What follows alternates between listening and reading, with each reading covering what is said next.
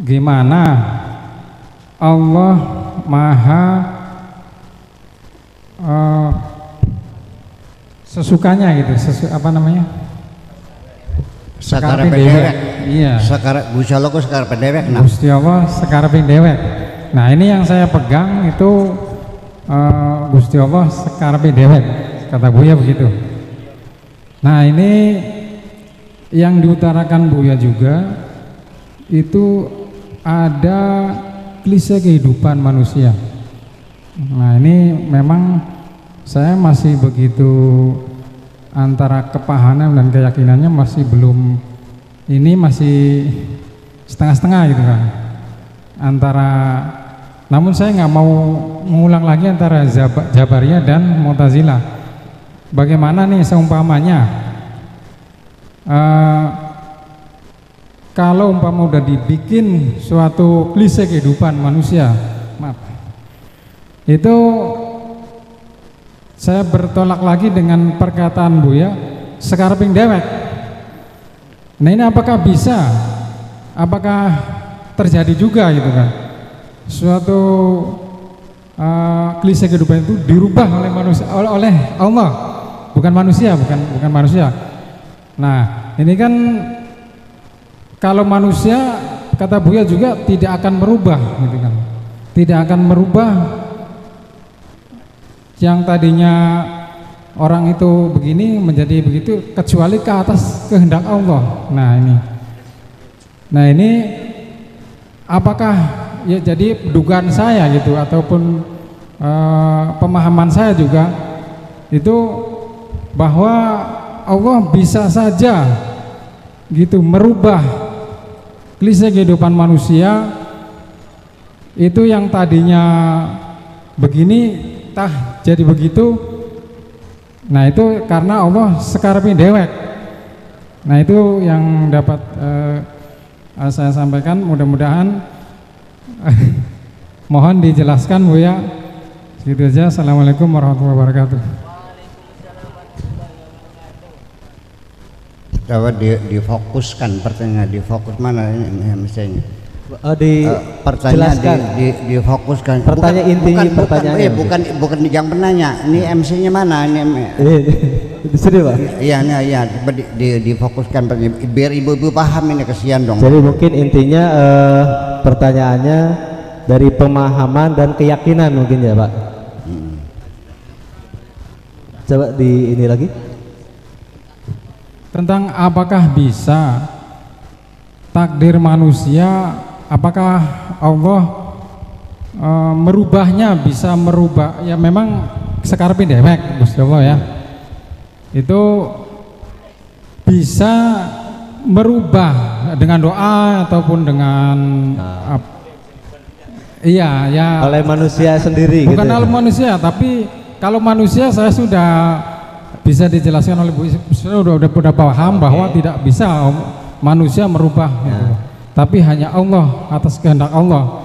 Nah, ini apakah klise kehidupan manusia itu, kodok manusia itu bisa di tengah jalan bisa berubah gitu. Ini atas kehendak Allah ini. Gimana Bu ya? Oke, mungkin bisa langsung ditangkap Bu ya. Oke, udah ya.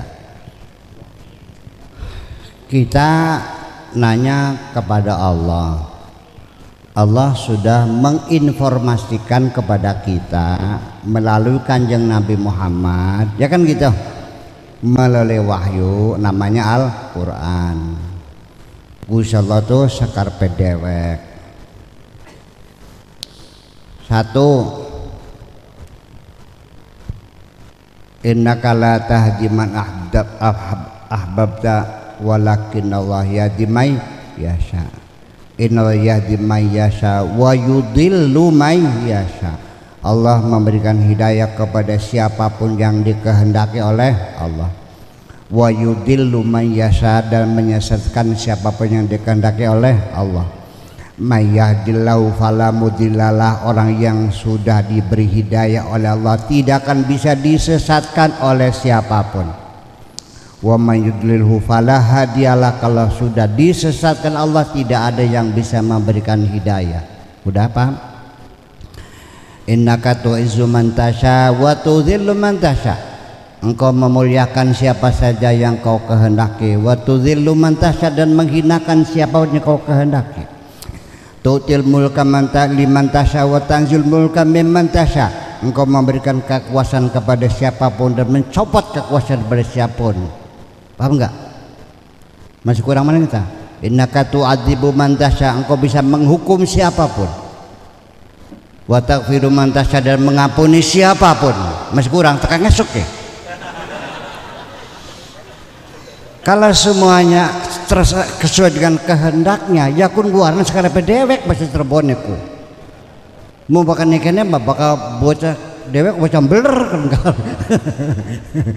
Tapi kata sekarang dewek ini adalah sifat kemuliaan Allah, artinya sudah kesimpulannya innallaha ala kulli syai'in, masih dengan baik.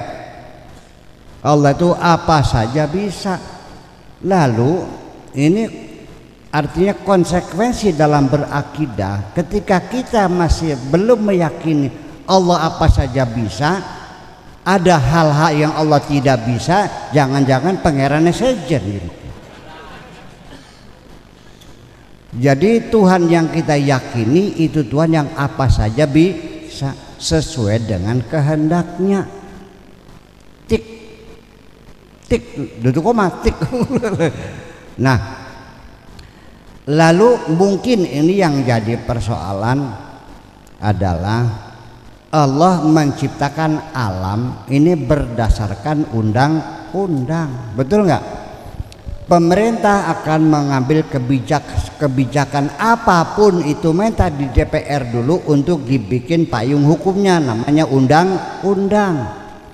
Nanti setelah ada undang-undang ada peraturan, terus ada juknis, ada juklak, dan pelatihan semacam itu. Nah, namanya undang-undang itu nggak bisa dirubah oleh tingkat menteri, ya harus dengan undang-undang lagi DPR lah, itu kita bernegara aja begitu. Dan undang-undang yang sudah diratifikasi oleh DPR kita itu sifatnya permanen, berlaku sejak dikeluarkannya undang-undang itu, sudah toh tidak bisa, tidak boleh dilanggar oleh siapapun. Nah, itulah kira-kira Allah membuat alam semesta ini itu berdasarkan undang-undang alam, namanya sunnatullah, al-qanunul alami, qanunul alam, undang-undang alam semesta ini, yaitu diberlakukan hukum fisika namanya, bahwa Allah sudah menetapkan bahwa jarak antara bumi dengan bulan sekian 1, juta kilometer. Bulan jaraknya sekian dari bumi.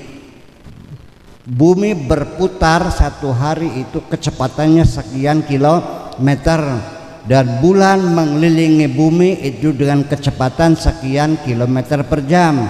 Nanti bulan itu mengelilingi bumi harus tidak boleh menunjukkan jitoknya, harus mukanya saja. Jadi namanya orbit sinkron, namanya muternya itu sinkron. Makanya kita tidak pernah melihat bagian belakangnya bulan.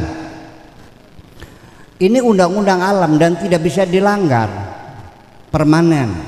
Bahwa apabila bulan itu berada di belakang matahari, di belakang bumi, dan bumi ada di antara bumi dan matahari dan bulan, maka terjadi bulan purnama. Kalau bumi dan bulan itu sejajar menjadi sabit, betul nggak? Nah, ketika bulan itu ada di tengah antara matahari bulan menjadi bulan gelap. Kalau ada pas di garis lurus, garis tengah antara titik tengah bumi titik tengah bulan, namanya gerhana matahari, betul nggak? Nah, kalau bulan itu ada di bumi ada di garis tengah, garis lurus antara bulan dan matahari, namanya gerhana bulan. Sekarang sudah bisa kita hitung kapan akan terjadi gerhana bulan, karena itu undang-undangnya sangat akuratnya luar biasa, nggak bisa dirubah, betul nggak? Semua sifatnya tadi masalah berat jenis sama saja. Sampai sekarang setiap logam itu punya aturan, setiap partikel, setiap atom, setiap logam atom itu tidak pernah dirubah bahwa berapa banyak elektron yang mengorbit pada skala proton, dan ketika proton dengan neutron mesti bertemu bagaimana, berapa kepadatannya itu, isotopnya gimana, isobernya mana, itu undang-undang fisika tidak bisa langgar. Percaya nggak? Nggak bisa. Tetapi kita harus yakin bahwa Allah tidak terikat dengan hukum alam ini. Allah kapan saja bisa merubah alam ini, merubah undang-undang alam. Hukum fisika bisa diberhentikan oleh Allah, dan Allah membuktikan. Api itu membakar enggak? Allah masih punya kuasa untuk mendinginkan api. Ya narukuni barda wassalaman. Apa maning sira gampang gawe suka gelis lemah. Jadi kita bertanya kepada yang maha kuasa yang apa saja bisa. Masa Allah itu tunduk sama undang-undang? Yang gedong. Allah tidak tunduk pada aturan. Allah sekali mau dirubah, orang yang tadinya diprogramkan jadi orang kaya dirubah jadi miskin, bisa saja, nggak ada masalah. Nggak ada urusan. Hukum kausalita berlaku untuk kita sebagai makhluk. Allah tidak tunduk pada hukum kausalita karena Allah adalah sebagai prima causa, sebagai musabbibul asbab. Sababiyah kita yang tunduk, tapi Allah musabbibul asbab sebagai prima causa. Oleh karena itulah maka sampai sekarang Allah masih tetap memberlakukan dari satu waktu ke waktu yang lain Allah akan menghentikan hukum alam itu, ya, tidak diberlakukan, dihentikan ketika itu.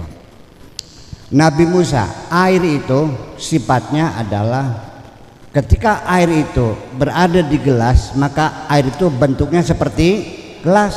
Kalau air itu dicangkir bentuknya seperti cangkir, dan air itu selalu mengalir menuju ke permukaan yang lebih rendah. Tidak mungkin air itu menjadi berhenti dan tidak mengalir.